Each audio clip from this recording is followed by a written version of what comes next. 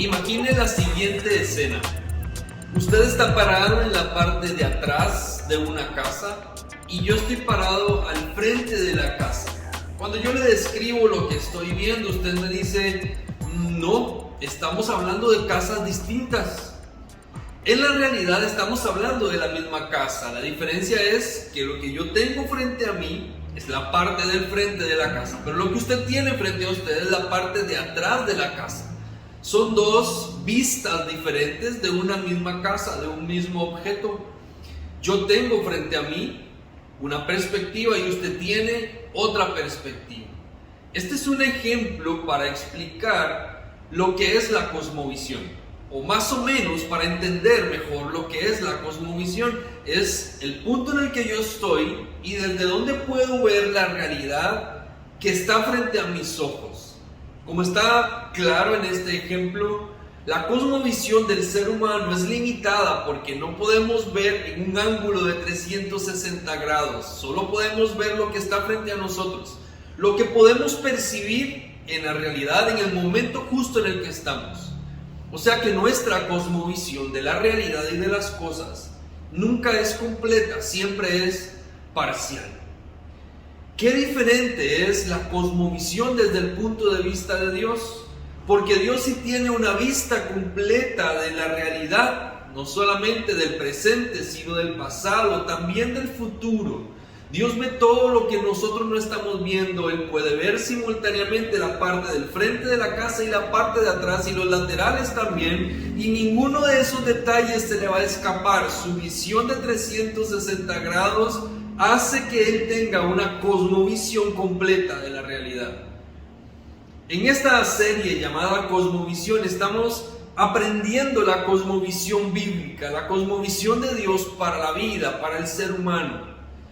Porque ya nos hemos dado cuenta que nosotros tenemos una cosmovisión limitada, que no somos capaces de ver la realidad total y que si queremos ver una realidad más completa, necesitamos empezar a ver cómo Dios lo hace. Hemos iniciado un recorrido en el libro de Génesis, en los primeros capítulos. De hecho, ahora hemos apenas avanzado en el primer capítulo, entendiendo lo que nos dice la Biblia desde el inicio acerca de la creación, acerca de la vida, acerca del ser humano. Vamos a continuar profundizando y vamos a continuar aprendiendo cuál es la cosmovisión bíblica para el ser humano en esta tierra. La cosmovisión es cómo la diseñó el creador de la misma vida, cómo el creador desea que nosotros veamos la vida que estamos viviendo.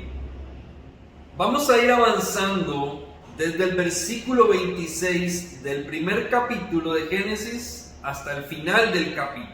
En eso nos vamos a centrar en este mensaje.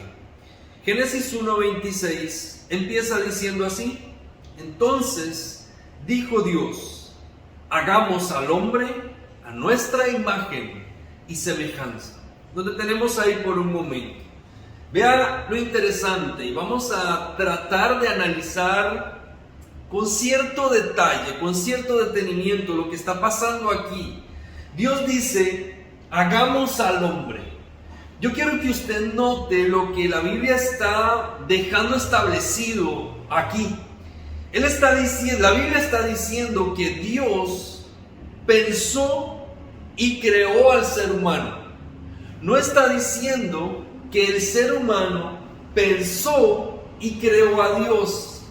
Y esto es particular por lo que las ciencias nos dicen a nosotros acerca de Dios y de la religión. Dicen que el ser humano en su necesidad de un ser superior o de un ser supremo, crea la necesidad y crea un Dios que supla esa necesidad.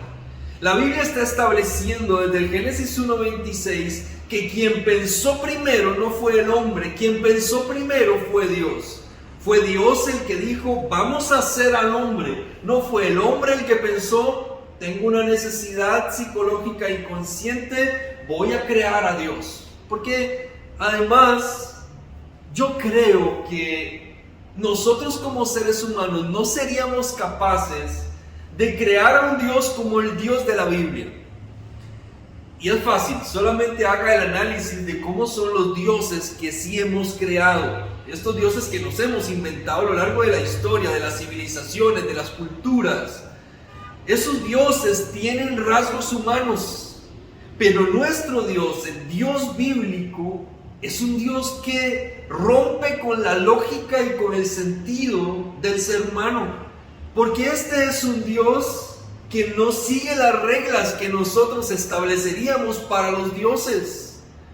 No podríamos los seres humanos crear a Dios. Creamos dioses y les damos características propias humanas. Pero nuestro Dios, el Dios de la Biblia, crea y piensa primero y crea al ser humano.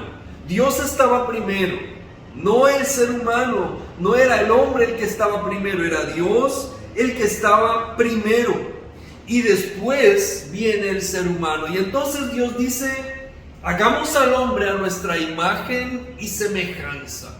¿Qué significa imagen y semejanza? Este es un concepto complejo. A lo largo de la historia, muchos teólogos y estudiosos han intentado dar con el concepto en general, y yo soy de los que piensa que esta es una de esas cosas de la Biblia que nunca entenderemos completamente, porque no sabemos a cabalidad total lo que significa ser imagen y semejanza de Dios. Pero hay una cosa que sí está clara, y es que los seres humanos, independientemente de si tenemos o no una relación con Dios, hallamos en nosotros chispazos de ese Dios. Hallamos en nosotros estas pinceladas de Dios en nosotros. Yo pienso que cuando vemos lo bueno, lo honorable, lo justo, lo agradable, lo misericordioso del ser humano, podemos ver el ejercicio de lo que Dios puso en nosotros. El pecado evidentemente distorsionó lo que el ser humano es y lo ha convertido en un ser destructor, pero también en ese mismo ser humano vemos gente de bien, vemos personas que le hacen bien a la humanidad, que le hacen bien a otras personas, que ayudan a los necesitados, gente que ama, gente que vive, gente que se entrega por otros. Nos hemos dado cuenta de que en nosotros, en los seres humanos, sí hay pinceladas de Dios, sí hay pinceladas de ese eterno Dios que nos diseñó, que nos creó. Amamos porque en nosotros hay una pincelada de Dios. Y a lo mejor sí amamos de manera imperfecta, sí ayudamos de manera imperfecta, sí servimos a otros de manera imperfecta, pero esta es nuestra búsqueda constante de responder a esa divinidad que hay en nosotros, a esa imagen y semejanza de Dios en nosotros. El versículo 26 continúa diciendo que Dios dijo que hagamos al hombre a nuestra imagen. ¿No le parece que ese es un plural que no va ahí? ¿Cómo que hagamos? ¿Con quién Dios está hablando en ese momento? ¿Y cómo es que a esas personas a quienes Dios les está hablando participan en el proceso de la creación? ¿Le está hablando Dios a los animales? ¿Le está hablando Dios a los astros? ¿Le está hablando Dios a la creación y diciéndole vamos a hacer todos juntos al ser humano? ¿Por qué hagamos? ¿Por qué no voy a hacer al ser humano a mi imagen y semejanza? Lo que Dios dice es hagamos al ser humano a nuestra imagen y a nuestra semejanza. Hay una pluralidad, hay un concepto plural, y en ese concepto hay resumidas una gran cantidad de misterios. Quizás el misterio más grande y que no alcanzamos a entender en su totalidad es que Dios es un Dios que interactúa como una unidad. Padre, Hijo, Espíritu Santo son una unidad. No entendemos a cabalidad qué significa la Trinidad como tal. Nuestra mente solo comprende la separación o la unidad, pero no entendemos cómo puede ser un solo Dios en tres partes, porque ya al decir que son partes, lo estamos tratando de separar y no se pueden separar. Pero Dios está hablando y diciendo vamos a hacer al ser humano y lo crea en comunidad. Él en total acuerdo en su primer concilio con el Padre, con el Hijo y el Espíritu Santo, Dios crea al ser humano y lo crea con sus características, lo crea en comunidad. ¿No le parece particular que Dios nos crea en comunidad y ahora nosotros como seres humanos necesitamos la comunidad?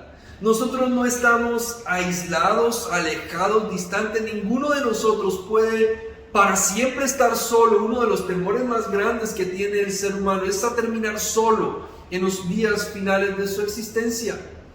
Nosotros nacimos para la comunidad, para las relaciones, para vivir en sociedad, porque fuimos creados, fuimos diseñados por un Dios que interactúa en comunidad, en una unidad perfecta que nosotros todavía no comprendemos, pero que buscamos ejercerla. Cuando venimos a la iglesia, interactuamos en comunidad. Qué importante es la iglesia para nosotros, es una familia porque hemos sido diseñados para las relaciones. Otro elemento importante es que en Génesis 1:26, Dios le da al ser humano una indicación cuando lo crea. Él dice, queremos crear, vamos a crear al ser humano en nuestra imagen y le vamos a demandar, le vamos a poner como responsabilidad que domine sobre la tierra.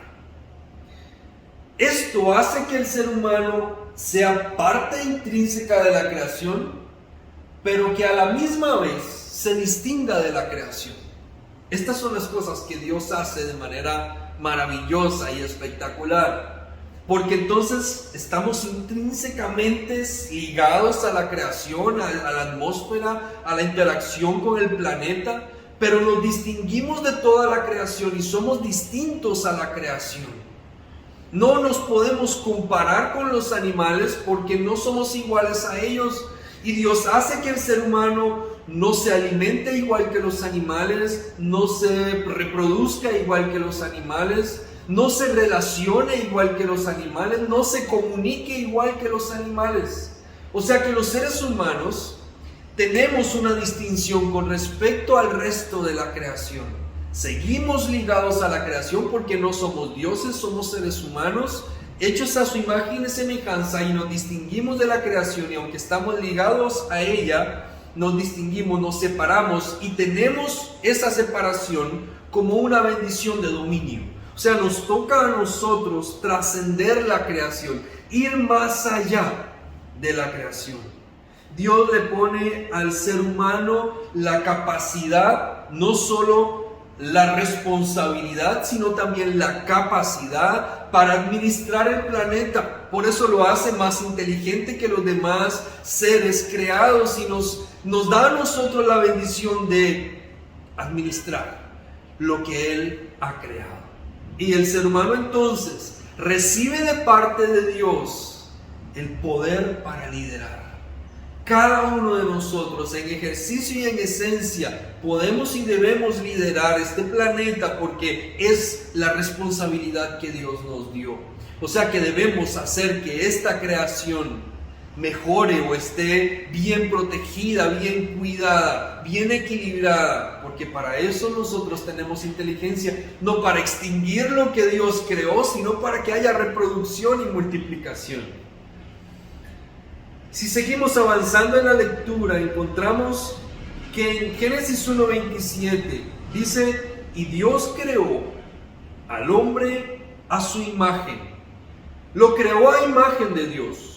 Hombre y mujer los creó. Dijimos antes que Dios nos hizo para las relaciones, nos creó en comunidad. Él, como un Dios que interactúa en perfecta unidad, nos hace, nos crea y nos crea como hombre y mujer para que hombre y mujer creen una comunidad y puedan interactuar en perfecta unidad. Este es un misterio maravilloso, pero esto es algo muy interesante porque nos estamos dando cuenta que Dios no crea al ser humano de la misma manera entre sí, no hace al hombre y a la mujer iguales, hace al hombre y a la mujer de maneras distintas para que se complementen, para que puedan interactuar en unidad, para que sean un reflejo de la unidad que hay en el Padre, en el Hijo y en el Espíritu Santo. Dios crea hombre y crea mujer como un complemento perfecto para la reproducción, para la comunicación, para la convivencia, en otras palabras, para la vida en familia. Y esta naturaleza que Dios ha creado, esta relación de hombre y mujer, hace que haya un equilibrio perfecto en la creación. Y ese equilibrio perfecto es necesario dentro del plan perfecto de Dios para la humanidad. El otro punto importante que quiero resaltar está en el versículo 28, Génesis 1, 28, que dice así: y los bendijo Dios con estas palabras: sean fructíferos y multiplíquense, llenen la tierra, sométanla y dominen a los animales. También les dijo: yo les doy de la tierra todas las plantas que producen semilla, todos los árboles que dan fruto con semilla, todo les servirá de alimento. Vea que Dios en este punto toma al ser humano y lo bendice con un trabajo. Y le dice: ahora tienes una responsabilidad, tienes que cuidar todo esto. Mira, hay semillas, te las doy, están en tus manos para que comas de ello, para que te alimentes. Aquí están los animales, están en tu mano también. Aquí está todo lo creado, administralo. Pero comienza diciendo que Dios los bendijo. El trabajo que Dios le da al ser humano, la vocación que le da al ser humano, la ocupación para que el ser humano haga durante el día, es una bendición. Nosotros a veces no pensamos en el trabajo como una bendición, más lo vemos como una maldición de la que queremos salir cada viernes para regresar a la esclavitud del lunes, o sea que tenemos 2 días de libertad en algunos casos. Pero el trabajo no fue concebido por Dios como una maldición, como un peso agobiante. Fue pensado como una bendición. El ser humano tendría algo en que ocuparse. Nosotros tenemos que disfrutar aquello en lo cual nos ocupamos, porque el trabajo es una bendición de Dios para nosotros. Dios ha llegado al punto importante del cierre de su creación. Estuvo durante 5 días trabajando en todas las cosas. Llegó el 6º día, trabajó un poco más en algunas otras criaturas y entonces cierra el día creando al ser humano, diríamos quizás la cereza del pastel si nos queremos sentir tan orgullosos y tan grandiosos, pero Dios hace al ser humano para que encaje perfecto en la creación, lo diseña a su imagen y semejanza, y el hombre a partir de ese momento tiene que ejercer un rol de liderazgo sobre el resto de la creación. Ese es el Dios que ha creado todas las cosas y ahora ha creado al ser humano, lo ha creado especial, lo ha creado diferente, le ha dado inteligencia, le ha dado una responsabilidad, lo ha hecho semejante a Él.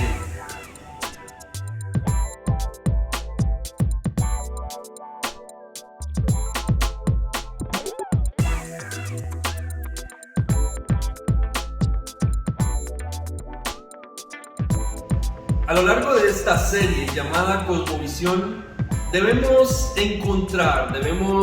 adquirir 10 gemas del infinito. 10 gemas que realmente son 10 verdades bíblicas encontradas en los primeros capítulos del Génesis, que las necesitamos para adquirir una cosmovisión bíblica de la vida, la cosmovisión de Dios para el ser humano. O sea que si adquirimos estas 10 gemas, vamos a poder decir que tenemos una cosmovisión correcta o bíblica de la vida. Hemos encontrado hasta ahora 2 gemas. La primera es la gema del origen, que nos indica a nosotros que el centro y origen de todo es Dios, y que si nosotros tenemos dudas en cuanto a cualquier tema, propósito de la vida, existencia en la vida, en la tierra, tenemos que acudir a Dios, porque Él es el creador, es el origen de todas las cosas. La segunda gema está ligada a la primera, por supuesto, una está ligada siempre a la otra, y es que este Dios hace que en nosotros se produzca una fe. Eso significa que tenemos que creer en este Dios, en su soberana y perfecta voluntad, aun cuando no sea lo que nosotros queremos, pero entendiendo que si creemos en este Dios es capaz de hacer cualquier cosa. Su poder es ilimitado, su poder creativo está incluso en sus palabras. Hoy vamos a ver la tercera gema, y esta gema se llama humanidad, el reconocer nuestra condición humana. ¿Qué significa entonces para nosotros la realidad de ser humanos? Pareciera que todos estamos claros, y si yo pregunto en un auditorio cuántos aquí son humanos, la mayoría, seguramente el 100%, a veces hay alguno que no, pero digamos que el 100% diría que se considera humano. Pero ¿cómo afecta esto en nuestra vida? ¿Cómo el reconocer nuestra humanidad detona el poder de Dios en nuestra vida? ¿Cómo el reconocer nuestra humanidad nos hace tener una cosmovisión bíblica correcta? ¿Qué implicaciones en la vida práctica tiene esto para nosotros? Vamos a aprenderlo a continuación. Lo primero que esto significa es que somos vulnerables. Haber sido creados a imagen y semejanza de Dios, eso significa que nosotros no tenemos la plenitud de Dios en nosotros. Tenemos una apariencia. Ahora, el concepto de apariencia debe ser bien entendido, porque de manera literal no lo podemos comprender, puesto que Dios no tiene una apariencia humana. Dios no se ve como alguno de nosotros, porque Dios es un espíritu. Entonces Él no tiene forma humana. Por lo tanto, esta imagen o esta apariencia de Dios no tiene que ver con nuestros rasgos físicos, sino con la esencia de nuestro espíritu, con aquellas aptitudes que Dios ha puesto en nosotros, capacidades que ha puesto en nosotros, que demuestran la naturaleza de Dios en nosotros. Entonces tenemos que reconocer que no tenemos la plenitud de un Dios, y por lo tanto no somos dioses, y como no somos dioses, no somos perfectos, y como no somos perfectos, podemos fallar. ¿Se da usted la oportunidad de fallar? ¿Reconoce cuando se equivoca y lo hace honestamente? ¿Sabe cuánta presión nosotros vivimos desde que crecemos porque no se nos permite fallar? Vivimos en una sociedad que nos educa para no fallar, porque cada vez que fallamos somos sancionados, molestados, disminuidos en nuestra conciencia como seres humanos. Y no es que nos tengan que dar un premio por fallar, pero tenemos que entender el fallo o el error o el fracaso como parte natural del crecimiento y del proceso de aprendizaje. Entonces, el reconocer que soy completamente humano es entender que puedo fallar. Tú y yo podemos fallar porque somos seres humanos, es parte de nuestra naturaleza fallar. No vamos a ser perfectos nunca estando en esta tierra. Aquellos que son perfeccionistas, ¿sabe cuánto les cuesta entender esto? Porque en su mente las cosas tienen que ser de una manera, y si no son de esa manera, entonces está mal. Y hay una presión o una presión propia, autopresión, que se genera al querer que todo salga bien todo el tiempo. Pero ¿sabe? Nos podemos equivocar.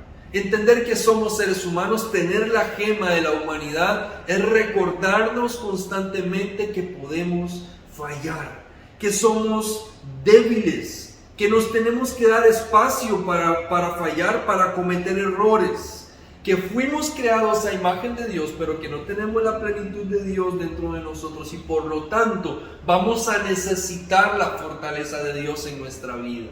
Esto genera una relación, una dependencia a Dios.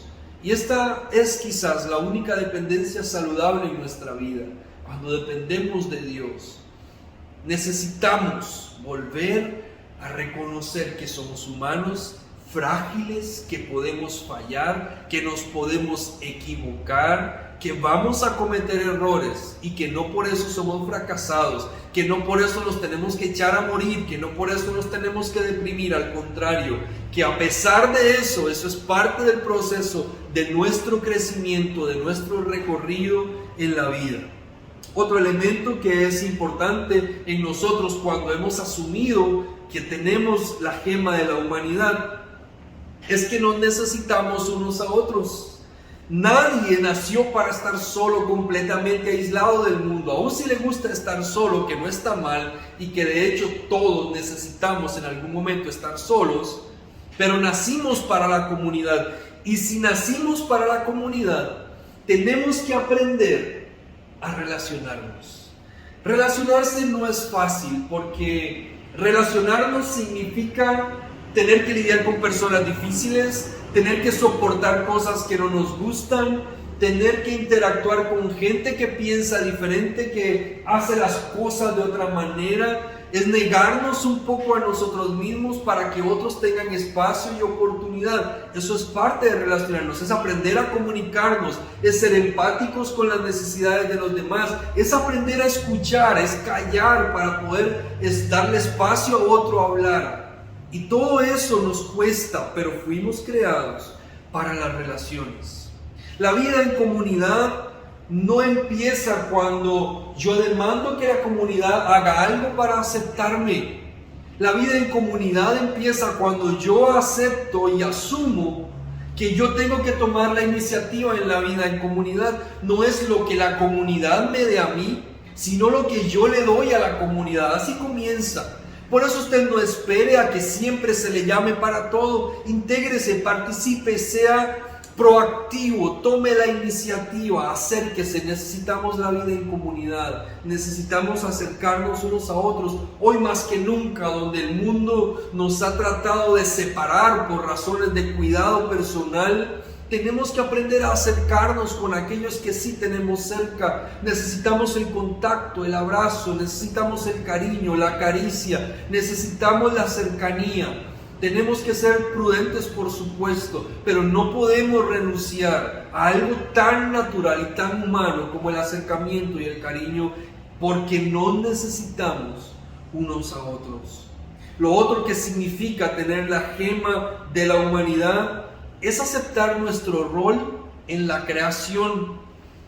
Significa que tenemos que reconocer que somos líderes. Y tenemos que reconocer que no nacimos aprendidos con el liderazgo. Hay gente que trae como ese espíritu, ese don de liderar inmediatamente en sus vidas, que donde están atraen a otros y ejercen de una vez influencia. Otros hemos tenido que aprender a desarrollar nuestra capacidad de liderazgo. Pero sea cual sea su caso, tiene que asumir la responsabilidad por prepararse y por adiestrar los recursos de liderazgo que Dios ha puesto en su corazón. Esto significa que usted tiene que ir a comprar un libro sobre liderazgo.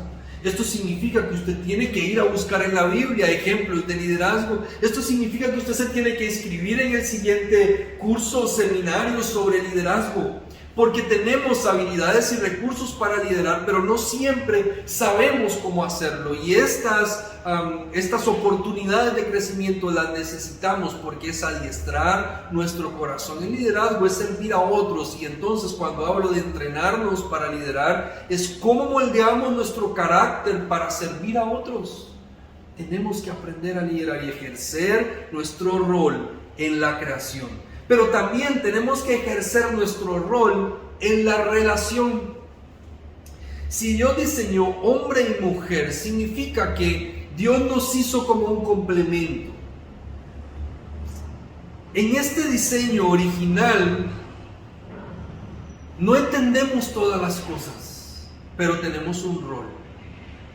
No hay igualdad, y aquí tenemos que tener mucho cuidado y mucha prudencia con las palabras que se están filtrando en medio de toda una filosofía progresista. Porque aunque es verdad que tenemos derechos, hombres y mujeres, no es verdad que somos iguales, porque somos distintos por diseño. Dios no nos hizo iguales en capacidad, Dios no nos hizo iguales en habilidades. Y eso no significa que uno tenga más capacidad que otro. Significa que cada uno en el rol que Dios le ha dado puede ejercer su capacidad. Pero hay cosas que los hombres no podemos hacer que las mujeres sí, y no está mal. Y hay cosas que los hombres pueden hacer que las mujeres no, y no está mal. Porque podemos ser diferentes, porque esas diferencias, en vez de menospreciar a unos y exaltar a otros. Están diseñadas para complementarnos, para entender que yo necesito aquello que no tengo y que alguien más lo posee. Dios nos hizo distintos por diseño y tenemos que aprender a ejercer el rol que Dios nos ha dado. Tenemos que tener cuidado porque no necesariamente los roles que Dios nos ha dado son los roles que la sociedad nos da. Y ahí hay una pequeña diferencia y una gran discusión en la cual intervenir en algún momento. Pero le queda por ahí, como decimos en el tema futbolístico, le queda el balón picando en el área para ver quién quiere rematar aquí, quién quiere profundizar más sobre este tema. Lo que sí es cierto es que tenemos que cumplir nuestro rol adecuadamente como hombres y como mujeres en esta sociedad. Cada uno desde donde Dios lo diseñó y donde lo llamó, así tenemos que ejercer el rol que Él ha asignado para sus hijos, para su creación, en una convivencia de comunidad, de aceptación, de respeto, de crecimiento mutuo, de oportunidades para todos, pero no de igualdad, sino de complemento. Un siguiente aspecto que me parece fundamental para resaltar como aplicación a esta gema de la humanidad es que debemos cambiar nuestra perspectiva del trabajo. Si usted trabaja en algo que no le gusta, cambie de trabajo. Sí, yo sé que suena muy simple y que a lo mejor el hacerlo toma tiempo, pero si estás en el mismo lugar hace 20 años y no has cambiado, pero te sigues quejando, seguramente tu intención no es realmente cambiar, sino quejarte, porque aunque tengas el trabajo de tus sueños, te vas a seguir quejando. El tema es que el trabajo tiene que verse de otra manera. Para nosotros como hijos de Dios, en la cosmovisión bíblica, el trabajo inicia siendo una bendición. Que hay una carga que se ve después y seguramente la vamos a tocar más adelante, es verdad, pero inicia siendo una bendición y tenemos que irnos al diseño original y comenzar a vivir como Dios diseñó para nosotros que viviéramos, porque el trabajo que Dios nos da es una bendición, es una oportunidad de cumplir sueños, es una oportunidad de obtener algunas cosas, es un espacio donde podemos transmitir nuestra fe, incluso en aquellos lugares donde no se puede hablar de la fe, porque hay trabajos que tienen políticas establecidas para que las personas no pierdan tiempo hablando de otras cosas que no sean temas de trabajo y se prohíbe de alguna manera hablar de alguna religión. Pero la gran ventaja del evangelio es que el evangelismo más efectivo es el que no se habla. Entonces, si el evangelismo más efectivo es el que no se habla, usted puede hacer su labor en el trabajo, aún sin tener que explicar muchas cosas, porque al final el que convence de pecado es el Espíritu Santo y Él no está ligado a ninguna norma humana. Por lo tanto, nosotros sí podemos compartir del amor de Dios en nuestro trabajo. Haga de su trabajo otra cosa, no lo que hemos visto hasta ahora, no la esclavitud de la que queremos escapar cada semana, sino la oportunidad de recrearnos. ¿Sabe? Cuando su sola mentalidad, cuando su solo paradigma del trabajo cambia, se vuelve más productivo, tiene mejores oportunidades, se siente más feliz, hace mejor las cosas y hasta lo ascienden, hasta le suben el salario, hasta le dan nuevas oportunidades, porque simple y sencillamente estamos viendo en el trabajo una bendición, algo así como lo que Dios creó para el ser humano. Deseo cerrar este mensaje con un fragmento pequeño del versículo 28. Dice: y los bendijo Dios, y los bendijo. Yo quiero que mediten estas palabras y si puede repítalas. Sabe que yo no soy de pedirle a la gente que repita después de mí tal cual cosa, pero le voy a pedir que lo repita esta vez. Piense en esta frase: y los bendijo. Solo quiero que lo repita porque quiero que lo medite un poco, como si rumiáramos este concepto de los bendijo Dios. Y quiero que lo haga porque nosotros a lo largo de nuestro crecimiento y desarrollo en la vida, enfrentándonos a una sociedad como la que vivimos, a una educación como la que hemos tenido, con un trasfondo ciertamente no cristocéntrico en todos los casos, hemos venido a aceptar muchas maldiciones en nuestra vida. Nos hemos creído muchas cosas que nos han dicho, de que somos enfermizos, de que tenemos maldiciones porque somos brutos, porque somos malos para la escuela, porque no somos buenos para exponer delante de un público, porque, no sé, usted puede empezar a sumar toda la lista de cosas que seguramente le han dicho en su vida a lo largo de su crecimiento. Pero lo que quiero destacar aquí es que Dios le bendijo. Y lo bendijo antes de que cualquier maldición haya sido proclamada contra su vida. A veces nuestros padres, en su ignorancia y de buenas intenciones, nos maldijeron también. Nos dijeron cosas que nos ataron, que nos marcaron para siempre, que nos mantuvieron aferrados a la pobreza, a la miseria. Porque nos dijeron cosas que no nos permitían soñar. Nos cortaban las alas cuando teníamos ideas de hacer muchas cosas. Y nos hemos visto anclados a la maldición. Yo quiero cerrar este mensaje de hoy diciéndote que Dios te bendijo. No que Dios te bendiga, que Dios te bendijo. Que Dios declaró una palabra de bendición sobre tu vida y que te debes amparar en esa palabra cada vez que alguien maldiga tu vida de alguna manera, cada vez que alguien te haga sentir menos de lo que vale, cada vez que alguien te menosprecie, cada vez que alguien te haya dicho que no sirves para algo. Recuerda, Dios te bendijo. Dios te bendijo desde antes de que existieras, desde antes de que la maldición de cualquier persona fuera declarada sobre tu vida. Dios te bendijo. ¿Quién es este Dios que te bendijo? Es el mismo Dios cuya palabra creó los cielos y la tierra. El mismo Dios que simplemente dijo que exista la luz y la luz existió. Es el mismo Dios que declaró una bendición sobre tu vida y por lo tanto, confiésate, declárate y créete como un bendecido de Dios. Porque Dios, cuando diseñó al ser humano, dice Génesis 1:28, que Dios